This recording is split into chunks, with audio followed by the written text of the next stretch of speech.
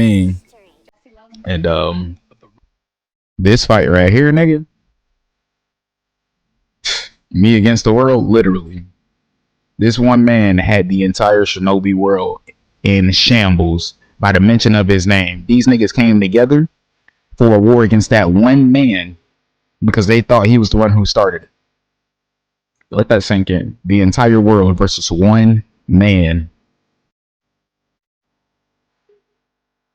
It's crazy, bro. Madara's been my favorite character before he was ever introduced in the series, just from fan art and like art in the manga back in the day.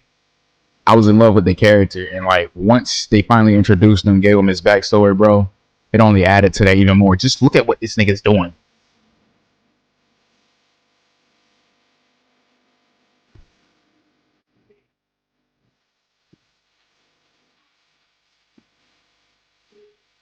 Okay.